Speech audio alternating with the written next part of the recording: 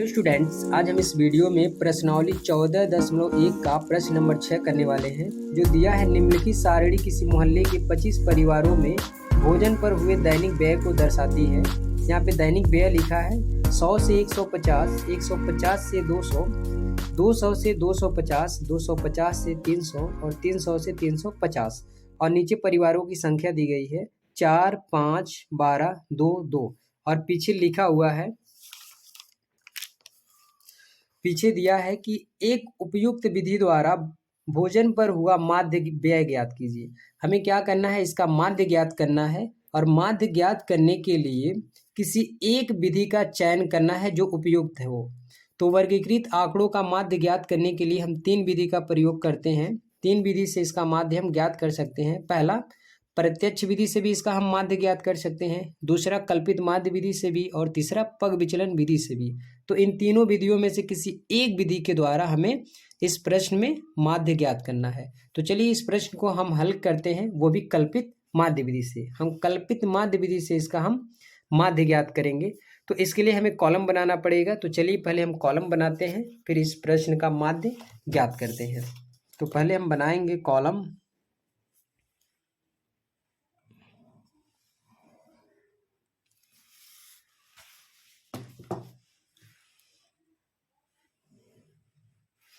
तो जो पहला कॉलम बनेगा वो बनेगा, जो दिया है दैनिक व्यय। पहला जो कॉलम बनेगा वो दैनिक व्यय के लिए बनेगा। और दूसरा जो कॉलम बनेगा वो परिवारों की संख्या के लिए बनेगा। तो पहले हम पहले कॉलम में लिखेंगे दैनिक व्यय। यहाँ लिखेंगे दैनिक व्यय। पहला कॉलम हो गया दैनिक व्यय के लिए। और दूसरा कॉलम हम बनाएंगे परिवारों की संख्या के लिए। यहाँ लिखेंगे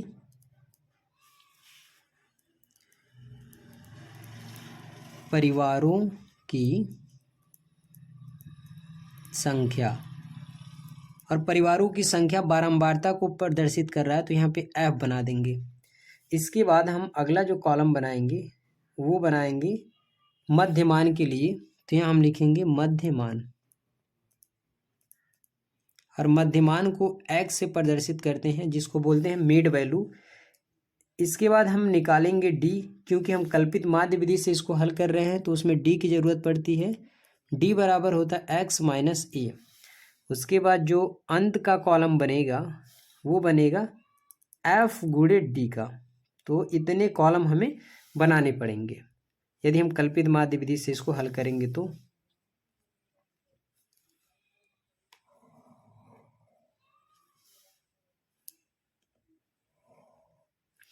अब जो जैसे दिया है प्रश्न में उसको उसी तरह लिखेंगे। दैनिक व्यय दिया है, दैनिक व्यय दिया है 100 से 150, 150 से 200, 200 से 250, 250 से 300, 300 से 350। तो पहले हम दैनिक व्यय लिखेंगे। तो यहाँ लिखेंगे 100 से 150, 150 से 200,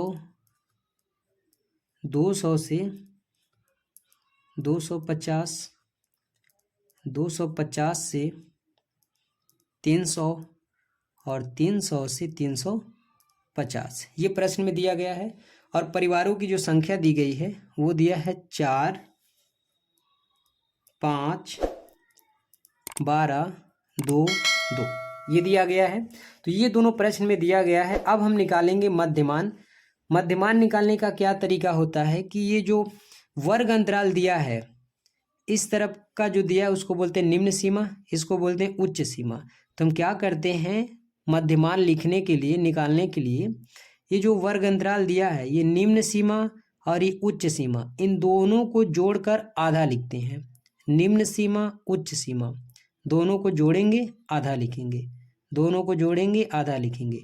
तो इस तरह से हमारा मध्यमान निकल जाएगा। लेकिन इसका जो सबसे इजी तरीका होता है, जो सबसे आसान तरीका होता है मध्यमान निकालने का, वो होता है कि हम क्या करेंगे, पहले ही वर्ग अंतराल को केवल जोड़ेंगे और आधा इसका लिखेंगे।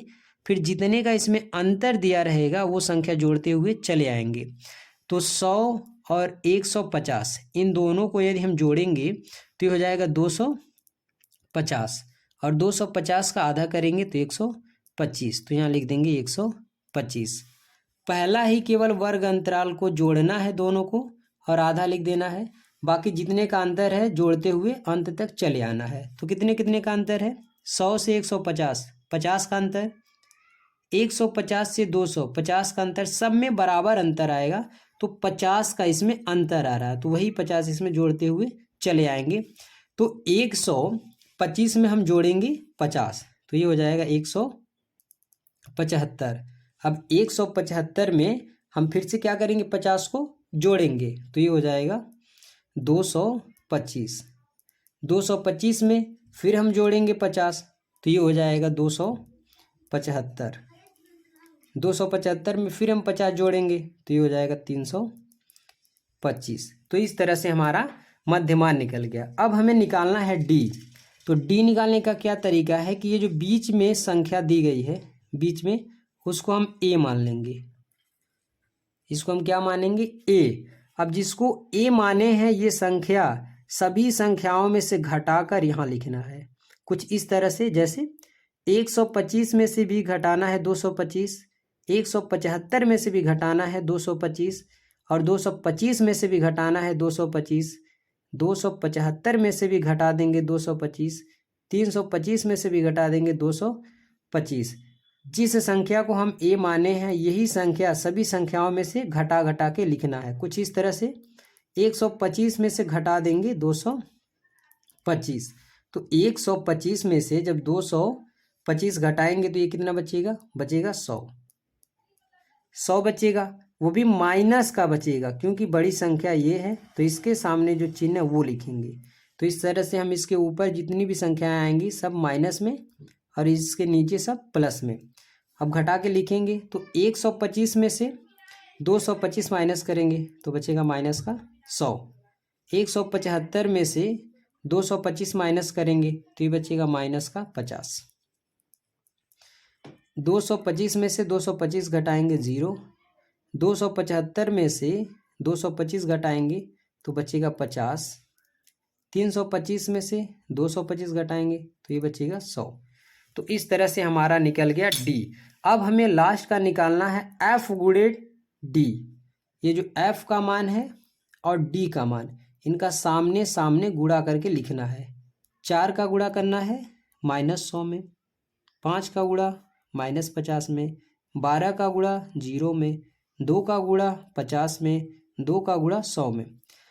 तो 4 का गुणा 100 में करेंगे तो माइनस का 400।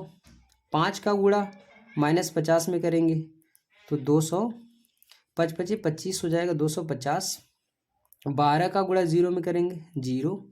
2 का गुणा 50 में करेंगे प्लस का 100। 2 का गुणा 100 में तो ये हो जाएगा 200।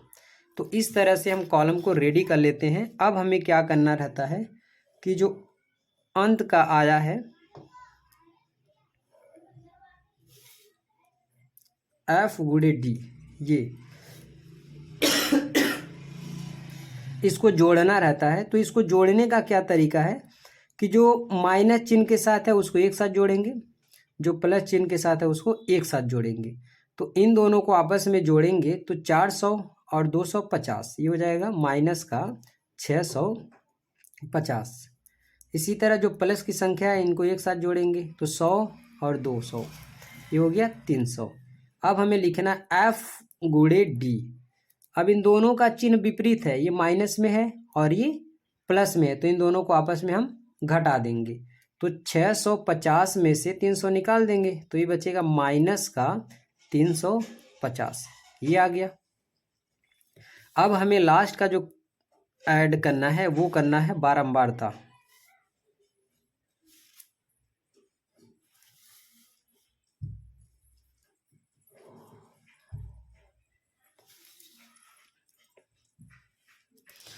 ये जो बारंबारता दिया गया है इसको हमें जोड़ लेना है। हम किसी भी विधि से करेंगे लेकिन बारंबारता को हमेशा जोड़ना है। तो इसको जोड़ेंगे तो 4 और 5 9 हो गया, 9 और 12, 9 और 12 21, 21 और ये 4 25, तो ये हो गया 25। अब सूत्र लगाएंगे, लिखेंगे, यहाँ लिख देंगे जिस विधि का हम प्रयोग कर रहे हैं। तो हम प्रयोग कर रहे हैं कल्पित माध्य विधि। कल्पित माध्य विधि से, तो कल्पित माध्य विधि से माध्य ज्ञात करने का जो सूत्र होता है वो होता है माध्य बराबर ए प्लस सिग्मा एफ गुणे डी बटे में सिग्मा एफ, ये सूत्र होता है। अब इस सूत्र पे हम मान रखेंगे ए का मान, ये जो हमने मध्यमान में ए माना था यही ए का मान है, तो यहाँ रखेंगे 225 प्लस सिग्मा एफ गुणे डी, इसको जोड़ने पर जो आया है अंत में तो आया है माइनस का 350, और बटे में सिग्मा एफ, ये जो हमने परिवारों की संख्या को जोड़ा है ये है 25, ये हो गया। अब हमें क्या करना है, इन दोनों चिन्ह का आपस में गुणा कर लेना, ये माइनस में है और ये प्लस में है, माइनस और प्लस माइनस हो जाएगा, तो 225 माइनस 350 बटे 25। अब हम क्या करेंगे, 350 को 25 से भाग देकर जो भी आएगा 225 में से घटा देंगे, तो लिखेंगे 225 माइनस 25 से 350 को भाग देंगे तो ये 14 बार में चला जाएगा, तो यहाँ लिखेंगे 14। अब 225 में से 14 घटा देंगे तो 5 में से 4 गया 1, 2 में से 1 गया 1 और ये 2, तो इसका माध्य निकल गया 211। तो इस तरह प्रश्न नंबर 6 का जो माध्य आएगा वो आएगा 211। इसी तरह जो अगला प्रश्न है हम देखेंगे अगले वीडियो में, तब तक के लिए धन्यवाद।